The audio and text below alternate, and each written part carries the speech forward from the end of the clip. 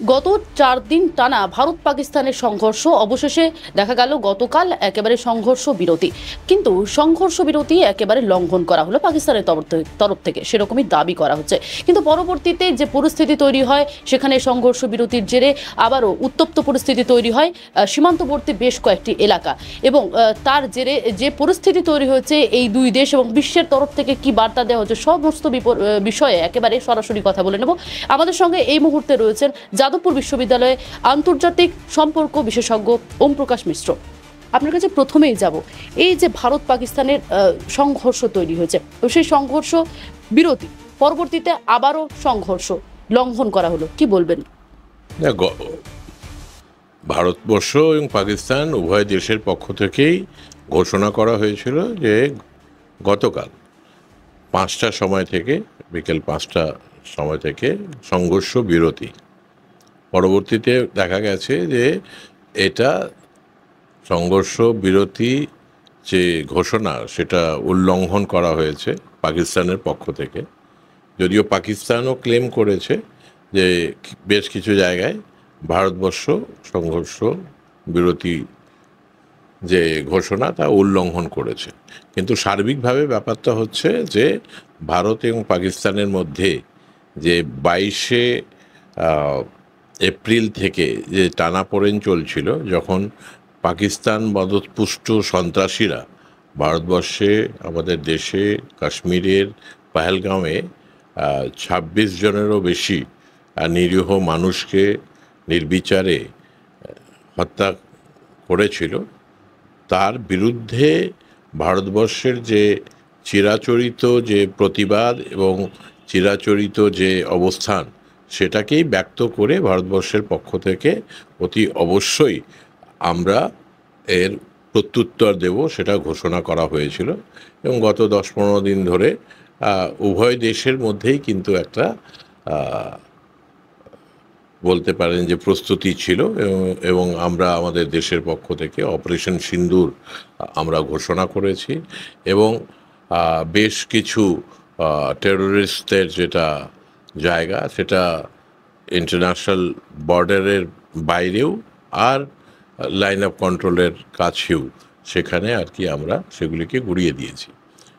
এবং এর প্রত্যুত্তরে পাকিস্তান এবং প্রতি উত্তরে ভারতবর্ষ বেশ কিছু ব্যবস্থা গ্রহণ করেছে। যদিও এটাও ঠিক যে কোনো দেশেরই সেনা বর্ডার ক্রস করেনি, কিন্তু ড্রোনের মাধ্যম দিয়ে, মিসাইলের মাধ্যম দিয়ে এবং প্রথম দিকে আর কি এয়ারফোর্স এর যে পরিকাঠামো আছে দুই দেশের, তাদের মধ্যে একটা যে সংঘর্ষ শুরু হয়েছিল, এবং সেই সংঘর্ষটা কার্যত বলতে গেলে সবে দানা বাঁধছিল। উভয় পক্ষই ক্ষতিগ্রস্ত হয়েছে। পাকিস্তানের বেশ অনেকটাই চাপে ছিল, কিন্তু আমরা দেখলাম যে মার্কিন যুক্তরাষ্ট্রর রাষ্ট্রপতি উনি ঘোষণা করলেন যে ওনার মধ্যস্থতায় এবং ভারতবর্ষের সর্বোচ্চ নেতৃত্ব, আমাদের ন্যাশনাল সিকিউরিটি অ্যাডভাইজার, আমাদের foreign minister, external affairs minister, prime মিনিস্টারের সঙ্গে কথা বলেছেন। আবার সিমিলারলি পাকিস্তানের প্রাইম মিনিস্টার এবং সেনা প্রমুখের সঙ্গেও কথা বলেছেন। এবং মার্কিন যুক্তরাষ্ট্রের পক্ষ থেকে তাদের বিদেশ সচিব এবং তাদের ভাইস প্রেসিডেন্ট, তারা এটাতে ইনভলভ ছিলেন।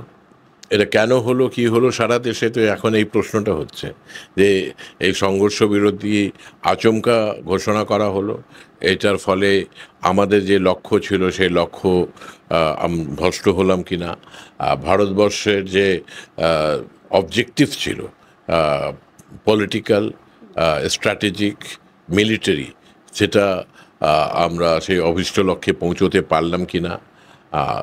সবার মধ্যে এই যে আকস্মিকভাবে যে সংঘর্ষ বিরতি হয়েছে, সেটা নিয়ে নানা প্রশ্ন উঠেছে। বিশেষ করে এই জন্য কেন কি এটা মার্কিন যুক্তরাষ্ট্র ঘোষণা করেছে। ভারত এবং ভারতবর্ষ পাকিস্তানের মধ্যে সিমলা চুক্তিতে স্পষ্টতই আর কি ঘোষণা করা আছে যে অন্য কোনো দেশের মধ্যস্থতা আমাদের প্রয়োজন নেই, এবং তাই জন্য আমরা সবাই খুবই অবাক।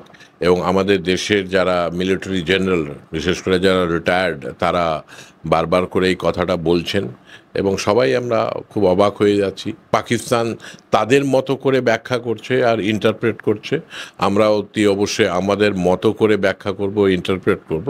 তবে এটা নিয়ে কোনো সন্দেহ নেই যে কী কারণে, কেন এই আচমকা এই যুদ্ধবিরতি বা সংঘর্ষ বিরতি ঘোষণা করা হলো, তার কিন্তু কোনো যুক্তিসঙ্গত ব্যাখ্যা খুঁজে পাওয়া যাচ্ছে না। এবং আজকে তো রোববার, আজকে আশা করা গেছিল যে প্রধানমন্ত্রী তার মন কি বাত আজকে বলে সারা ভারতবর্ষের মানুষ এক সুরে একযোগে সরকারের পাশে ছিল, সৈন্যবাহিনীর পাশে ছিল, সমস্ত বিরোধী রাজনৈতিক দল, নাগরিকরা সরকারের পাশে ছিলেন। আচমকা কি হলো যার জন্য এই সংঘর্ষ বিরতি ঘোষণা করা হলো, যেখানে স্পষ্টতই বোঝা যাচ্ছে, দেখা যাচ্ছে যে আমাদের কোনো অভীষ্ট লক্ষ্যই কিন্তু আমরা সফলভাবে রূপায়িত করতে পারিনি। ডোনাল্ড ট্রাম্পের এই যে মধ্যস্থতা, সেই মধ্যস্থতা কি ক্ষতি করলো ভারতের? দেখুন, কেউই যুদ্ধ চায় না যদি না অন্যান্যরা আপনার উপর যুদ্ধ আরোপিত করে। ভারতবর্ষ দেশ হিসাবে আমরা যুদ্ধ চাই না, কিন্তু বারবার করে পাকিস্তান এটা আমাদের উপর কার্যত চাপিয়ে দিয়েছে, তাই জন্য যুদ্ধে যেতে আমরা অনেকবারই বাধ্য হয়েছি। কিন্তু পাশাপাশি এটাও ঠিক যে ভারতবর্ষ এবং পাকিস্তানের আমাদের মধ্যে যে সমস্যা, এটা কিন্তু এর আগে 4টা যুদ্ধ হয়ে গেছে এবং স্পষ্টতই ঠিক হয়েছে যে অন্যান্য কারো মধ্যস্থতার প্রয়োজন নেই। অর্থাৎ ভারত এবং পাকিস্তানের মধ্যে যে সম্পর্ক এবং সেই সম্পর্কের যে স্বকীয়তা, তাতে কিছুটা হয়তো কোঅপারেশন আছে আর অনেকটাই হয়তো কনফ্লিক্ট আছে, কিন্তু সেটা ভারত এবং পাকিস্তান মিলে ঠিক করবে। এটা ভারতবর্ষের বৈদেশিক নীতির অন্যতম মূল ভিত্তি বাইল্যাটারালিজম, অর্থাৎ দুই পক্ষের মধ্যে আলোচনা। আমরা এটা কোনোদিনই চাইবো না যে বিশেষ করে দক্ষিণ এশিয়াতে অন্যান্য রাষ্ট্ররা, সে চীন হোক বা এর আগেরকার সময়কার কনটেক্সটে হয়তো গ্রেট ব্রিটেন বা ফ্রান্স, বা এখনকার কনটেক্সটে আমেরিকা বা রাশিয়া, আমরা সেটা চাই না। কিন্তু এটা এখন কার্যত সেটা সামনে এসেছে। এখন কেন এটা হয়েছে, এটার পেছনে সামরিক কোনো কারণ তো দেখা যাচ্ছে না।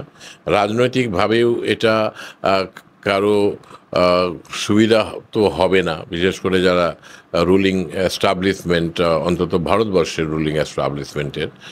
আর পাশাপাশি এটাও আবার অনেকেই ভাবনা চিন্তা করতে বলছেন কোনো ধরনের ব্যবসায়িক স্বার্থ আছে কিনা, বা কোনো ধরনের এমন কোনো বড় ঘটনা ঘটেছে যেটা এখনও পর্যন্ত আমাদের পক্ষ থেকে স্পষ্টীকরণ করা হয়নি বা আমরা সবাইকে এখনও জানাইনি। যেমন কি যুদ্ধক্ষেত্রে কি হয় সেটা স্থির থাকে যে এটা সৈন্যবাহিনী, আর্ম ফোর্সেস তারা বলবেন এবং আমরা ভারত নাগরিক হিসাবে সেটাকেই মেনে চলি। কিন্তু এখন সংঘর্ষ বিরতি হয়েছে, অনেকে অনেক রকম প্রশ্ন করছেন। আপনি জানেন যে যে লন্ডনের যে দ্য টেলিগ্রাফ, সেখানে যে আর্টিকেল বেরিয়েছে সেখানে বলছে যে যে রাফেল বিমান যেভাবে একটা ধ্বংস হয়েছে, তার পরিপ্রেক্ষিতে অনেক কিছুকেই ব্যাখ্যা করা খুব সম্ভবত যায়। আমি যদিও এটা জানি না, আমরা এই ব্যাপারে বিশেষজ্ঞ নই, কিন্তু এটা নিয়ে তো কোনো সন্দেহ নেই যে এই যুদ্ধ যে দিকটা এগোচ্ছিল সেটা ভারতবর্ষের দিকে অ্যাডভান্টেজের একটা জায়গা ছিল। কিন্তু আচমকা আমরা কেন সেই জায়গাটা ছাড়লাম, সেই ব্যাখ্যাটা হয়তো ইতিহাসের উপর ছেড়ে দিতে হবে, এখনই সেটাকে ব্যাখ্যা করা যাচ্ছে না। আর দেশের যারা প্রশাসনিক ব্যবস্থার সর্বোচ্চে রয়েছেন তারা এই ব্যাখ্যাটা করবেন। তবে আমরা সবাই খুবই অবাক হয়েছি, অনেকে হয়তো হতাশও হয়েছেন, কিন্তু এটা নিয়ে কোনো সন্দেহ নেই যে আমরা কোনো রকম, কেন কি আমরা যারা সন্ত্রাসী তাদের ধরতে পারিনি, তাদের চিহ্নিতকরণও কার্যত আর কি সর্বসমক্ষে নেই। পাকিস্তান তাদের দায়কে স্বীকার করেনি এবং ইউনাইটেড নেশনসের পক্ষ থেকে সন্ত্রাসবাদের বিরুদ্ধে বক্তব্য প্রকাশিত হয়েছে, কিন্তু সেখানে যে পাকিস্তান এই সন্ত্রাসীর মদতগার সেটা কিন্তু সামনে আসেনি। এবং পাকিস্তান তো তারা বলছে যে তারা নাকি খুব ভালো করেছে এই 4 দিনের সংঘর্ষে তারা সেই সমস্ত ক্লেম করছে। পাকিস্তান, দেখুন, ভারতবর্ষের তুলনায় পাকিস্তান খুবই দুর্বল রাষ্ট্র, কিন্তু যে কোনো দুর্বল রাষ্ট্র তারা জানে তাদের দুর্বলতা কি, তাই জন্য তাদের যেটা এয়ার ডিফেন্স সেটাতে তারা অনেক বেশি করে আর কি ইনভেস্ট করেছে, এবং চায়নার সঙ্গে আর কি তাদের যে বোঝাপড়া এবং প্রত্যক্ষ সহযোগিতার যে সম্পর্ক, অল ওয়েদার ফ্রেন্ড, তার কিছু ভালো প্রতিদান তারা পেয়েছে বলেই মনে হচ্ছে। আর দ্বিতীয়ত হচ্ছে যে আমাদের কাছেও আর কি আমাদের এয়ার ডিফেন্সটাকে আমরা বেশ ভালোভাবেই মজবুত রেখেছি। উভয় পক্ষই ড্রোন ব্যবহার করেছে, ড্রোন ব্যবহার করবার মধ্য দিয়ে উভয় পক্ষই চেষ্টা করেছে যে অন্য সাইডের প্রিপেয়ারনেসটা কি সেটাকে টেস্ট করার জন্য। কিন্তু এই গোটা প্রক্রিয়ার মধ্যে আমাদের মিডিয়া, মেইন স্ট্রিম মিডিয়া, তারা যে জঘন্য ভূমিকা পালন করেছে তার জন্য আজকে সারা বিশ্বের কাছেই আর কি আমাদের মাথা নত হয়েছে। কিন্তু পাশাপাশি আমি এটা বলবো যে আমাদের যে সামরিক বাহিনী, হ্যাঁ, তারা কিন্তু খুব ভালো বড় উদ্যোগ এবং খুব সুসংগঠিতভাবে এটাকে এগিয়ে নিয়ে যাচ্ছিল। কিন্তু কেন প্রধানমন্ত্রী ঘোষণা করেছিলেন, সরকার ঘোষণা করেছিল যে এই ব্যাপারে সমস্ত সিদ্ধান্ত সেনাবাহিনীর কাছে থাকবে, কিন্তু অতি অবশ্যই এই যে সংঘর্ষ বিরতির ঘটনা যেটা ঘটল আর আমেরিকার মধ্যস্থতা, এটা তো আর কি সেনাবাহিনী করেনি, সেনাবাহিনীকে এটা আর কি জানানো হয়েছে মিনিস্ট্রি অফ এক্সটার্নাল অ্যাফেয়ার্সের পক্ষ থেকে। জঙ্গি অ্যাটাক বা জঙ্গিদের আক্রমণ, সেই জঙ্গি আক্রমণ শব্দটা উঠেই যাচ্ছে কোথাও গিয়ে। পাকিস্তানের সঙ্গে ভারতের যে সংঘর্ষ, এটাই বারবার উঠে আসছে কোথাও গিয়ে। তার কারণটা হচ্ছে যে পাকিস্তান তো এই জঙ্গিদেরকে মদত দিয়ে এসছে। আজকে প্রায় 35 বছর ধরে পাকিস্তান ডাইরেক্টলি ইনডাইরেক্টলি সবসময় ইনভলভ থেকেছে ইন এক্সপোর্টিং টেরোরিজম।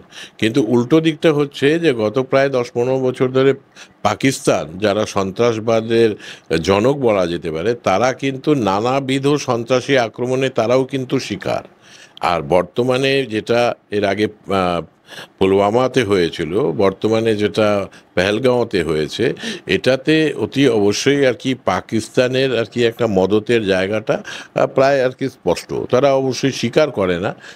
আর যেহেতু এটা স্পষ্ট, তাই জন্য আর কি ভারতবর্ষকে রিটালিয়েট করতে হয়েছে। এর আগে বালাকোট হয়েছে, কিন্তু সেটা খুব বেশি করেই লিমিটেড ছিল এবং আচমকা সেটাও কিন্তু আচমকাই থেমে যায়।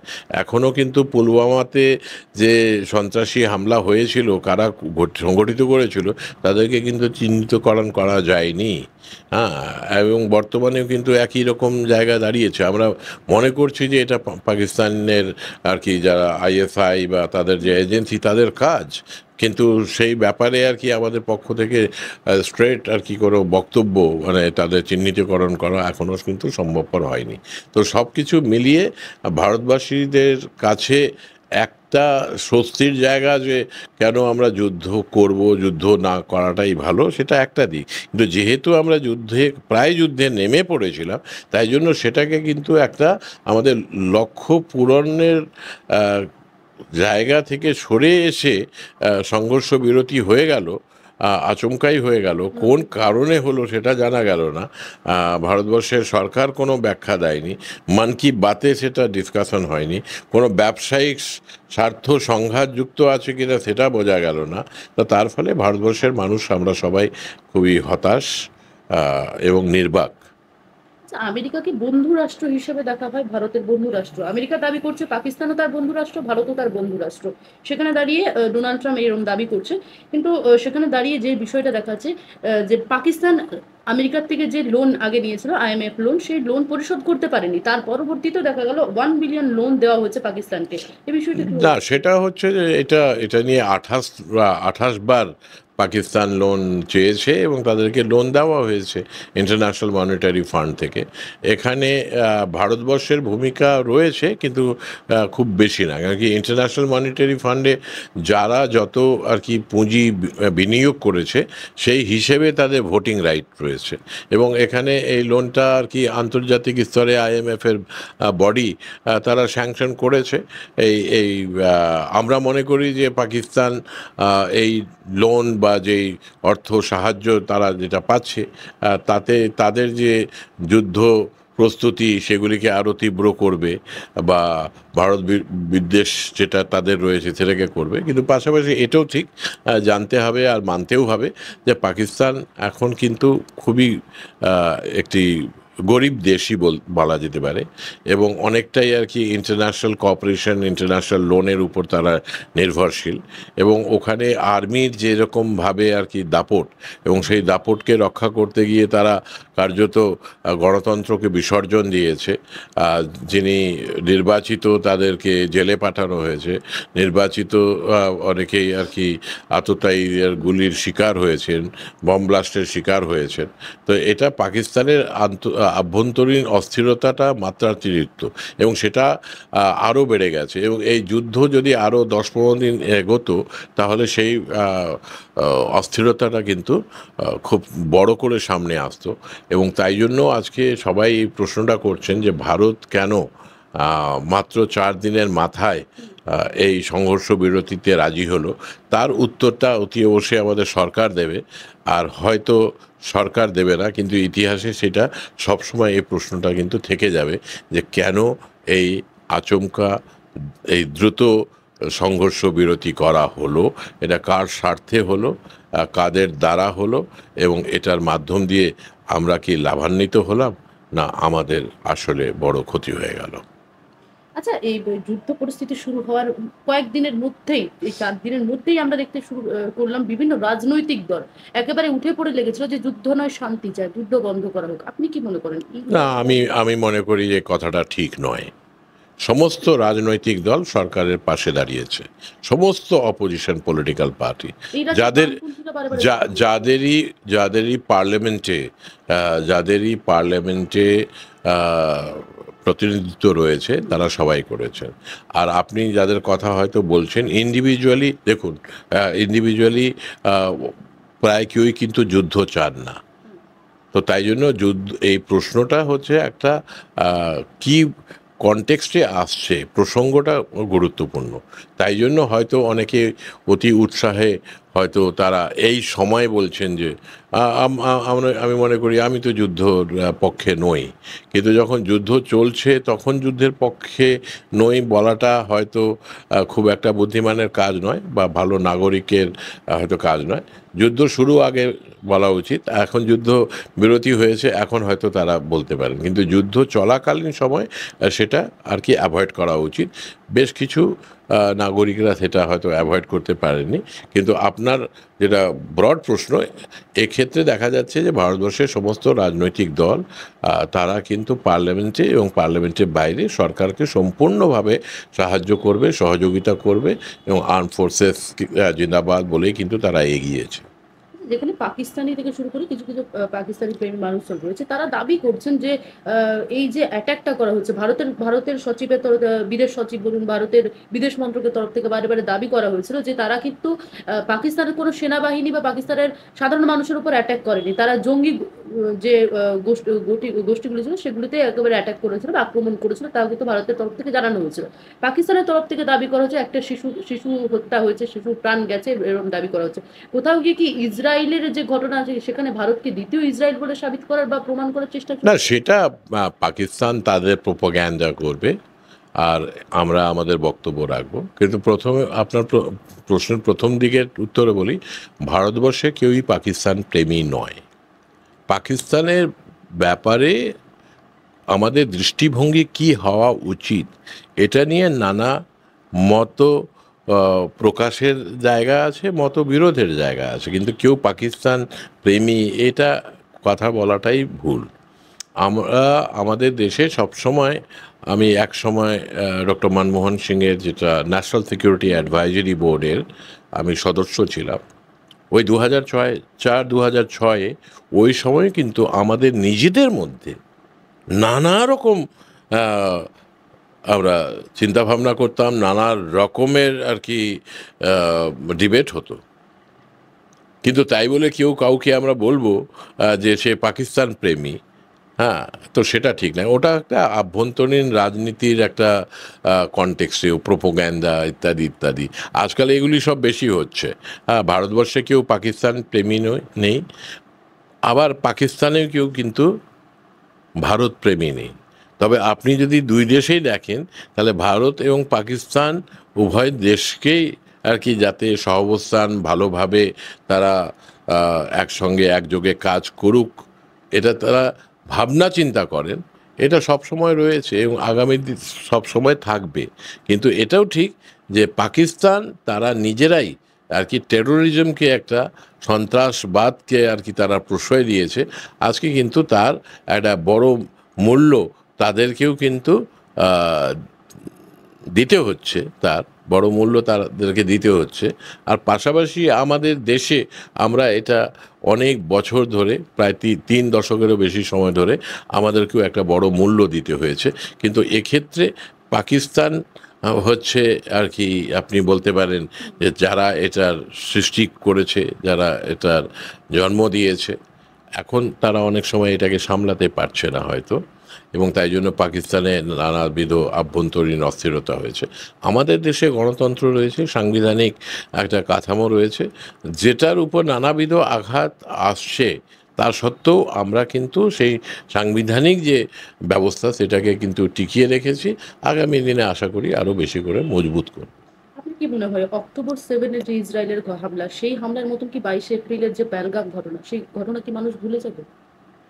না, অতি অবশ্যই আমরা পুলওয়ামা ভুলিনি, আমরা আমাদের পার্লামেন্ট অ্যাটাক ভুলিনি, আমরা 1971 সালের যুদ্ধও ভুলিনি। কোনো কিছুই কেউই ভুলবে না। কিন্তু পাশাপাশি এটাও ঠিক যে আপনি যদি এগোতে চান, তাহলে নতুন চিন্তা ভাবনার মাধ্যম দিয়ে, নতুন রকমভাবে সম্পর্ককে পুনঃস্থাপিত করবার মাধ্যম দিয়ে আপনাকে এগোতে হবে। এটার জন্য পাকিস্তান প্রস্তুত নয়। আর ভারতবর্ষ ততদিন আমরাও আমাদের প্রস্তুতি এই বিষয়ে শুরু করতে পারবো না যতক্ষণ না পর্যন্ত পাকিস্তান এই ব্যাপারে তাদের যে গুডউইল সেটাকে প্রদর্শন করছে। এখন যে এটা এটা একটা আপনি বলতে পারেন যে একটা দাড়ি পড়েনি, এটা একটা কমা পড়েছে। এবং পাকিস্তান যদি তাদের ভারত বিদ্বেষী যে মনোভাব সেখান থেকে যদি বেরিয়ে আসে, তাহলে এরকম কোনো কারণ নেই যে ভারতবর্ষ আরও দুটো পজিটিভ স্টেপ ভারতবর্ষ ফেলবে না। অতি অবশ্যই সেটা সম্ভব, এবং সেটা হয়তো করাটা উচিত হবে। ইতিহাস আমাদেরকে যে শিক্ষা দেয় সেটা হচ্ছে যে ঘৃণা, বিদ্বেষ এবং হিংসার জায়গা থেকে বেরিয়ে এসে অন্তত এই একবিংশ শতাব্দীতে নতুন ভাবে আর কি যদি পথ চলার প্রচেষ্টা করা হয়, তাহলে সেই প্রচেষ্টাটা জয়ী হোক, সেটাই হয়তো সবাই চাইবে। পাকিস্তান এতদিন চাইনি, যদি চাইতে পারে তাহলে সেটা সবার জন্যই ভালো, পাকিস্তানের জন্য ভালো, আমাদের দুই দেশের সম্পর্কের জন্য ভালো। এই পরিস্থিতিতে এই পরিস্থিতিতে দাঁড়িয়ে আপনার কি মনে হয় ভারতের কোন পদক্ষেপ নেওয়া উচিত? দেখুন, প্রথম কথা হচ্ছে যে আমাদেরকে বুঝতে হবে যে কেন এই আচমকা এই সংঘর্ষ বিরতি হলো। এবং আমরা জানি যে সোমবার ডাইরেক্টর জেনারেল অফ মিলিটারি অপারেশনসের মধ্যে কথা হবে। এর আগে আমরা এটাও শুনেছি যে নিউট্রাল কোনো জায়গায়, মানে সেখানে আলোচনা হবে। তো দেখুন, এখন তো আমার মনে হয় যে বিরোধী রাজনৈতিক দলগুলি ওরা বলছেন যে জয়েন্ট সেশন অফ পার্লামেন্টের ডাকা হোক। তো যেহেতু অপোজিশন সমস্ত ধরনের সাহায্য প্রসারিত করেছে, তাই জন্য আমার মনে হয় যে গভর্নমেন্টেরও কিন্তু এগিয়ে আসা উচিত। দ্বিতীয়, আমার মনে হয় যে আমাদের আর্ম ফোর্সেস তারা কিন্তু এই প্রশ্নের উত্তর চায় যে আমরা কেন এই সংঘর্ষ বিরতিতে রাজি হলাম। তৃতীয়, আমার মনে হয় যে সিমলা চুক্তির পাকিস্তান বলছে মানবে না, যেহেতু আমরা অনেক রকম স্টেপ নিয়েছিলাম, ওরাও নিয়েছিল। কিন্তু সিমলা চুক্তি হচ্ছে ভারতবর্ষের যে বৈদেশিক নীতি, তার কিন্তু একটা মূলভূত আধার। সেই জায়গাটা দুর্বল হোক, সেটা কিন্তু ঠিক হবে না। এবং তাই জন্য আমাদের দেশের সরকারের পক্ষ থেকে এই বিষয়গুলি আগামী দিনে খোলসা করা উচিত। তবে এটাও ঠিক যে আমি এটা কোনো দিনই বলবো না যে সরকার এখনই এটা করুক, আর অতি অবশ্যই করা উচিত। তার কারণটা হচ্ছে যে এই বিষয়ে স্পর্শকাতর বিষয়, দুই দেশের শান্তি এবং যুদ্ধের বিষয়, এই বিষয়ে সরকার যেটা স্থির করবে সেটাই শ্রেয়। কিন্তু সরকার যদি প্রশ্নের উত্তর দিতে পারে, তাহলে সেটা আরও বেশি করে শ্রেয় এবং স্বাগতযোগ্য হবে। বাংলা হান্টের আরও খবর দেখতে নজর রাখুন। বাংলা খবর মানেই বাংলা হান্ট।